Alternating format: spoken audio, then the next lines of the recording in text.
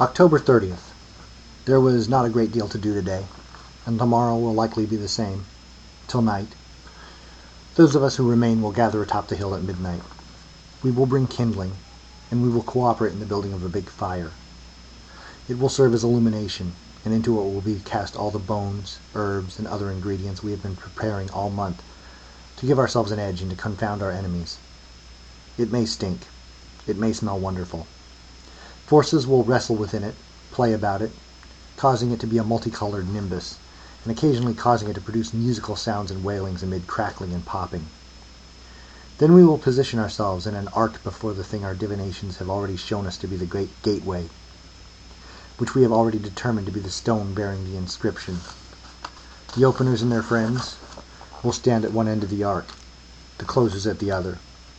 All will have brought the tools they intend to employ.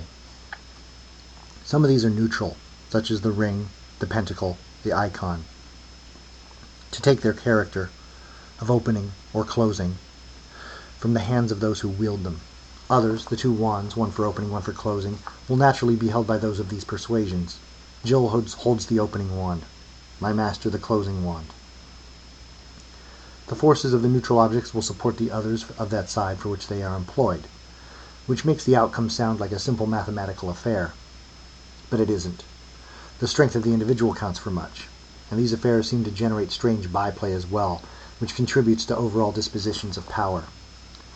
And then there is the matter of experience. Theoretically, everything should be conducted at a metaphysical level, but this is seldom really the case.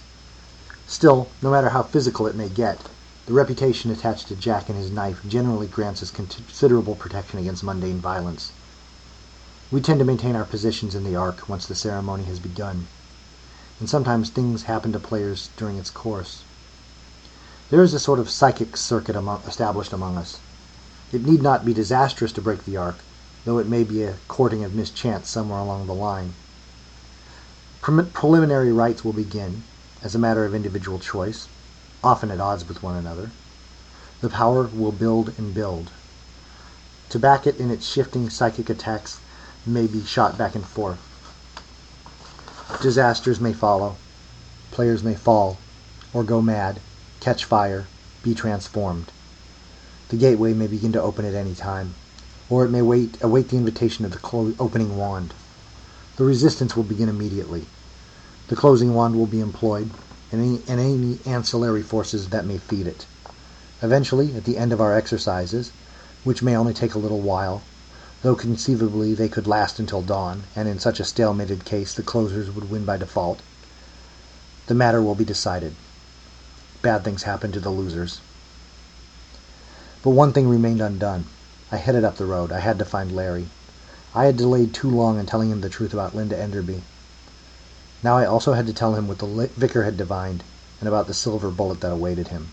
This could call for a radical revision of his plan. I barked and scratched at his door several times. There was no answer. I circled the place, peering in the windows, scratching, barking repeatedly. No response. It seemed deserted. Rather than depart, however, I circled again, sniffing, analyzing every scent. His was strongest to the rear of the house, indication of his most recent departure. Nose low, then, I followed the trail he had left. It led back to the small grove of trees at the rear of his property. I could hear a faint sound of running water from within the grove. Making my way through it, I discovered that the small stream which traversed his property had here been diverted to the extent of filling a little pool before it departed. Small humped bridges crossed the stream, both the entering flow and the departing one. The ground had been cleared for some distance on both sides of it and covered with a layer of sand. A number of fairly large mossy rocks were artfully disposed, yet in an almost casual-seeming fashion. The sand was raked in swirling patterns. A few low plants grew here and there about the area.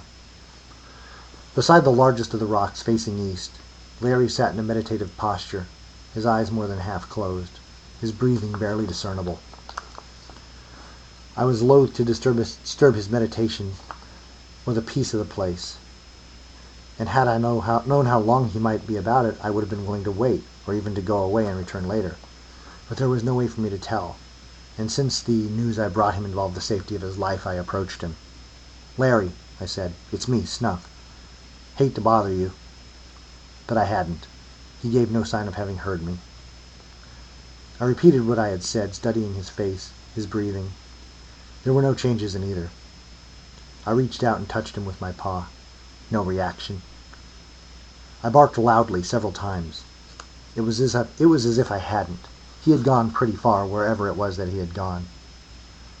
So I threw back my head and howled. He didn't notice. And it didn't matter that he didn't notice. It's a good thing to do when you're frustrated.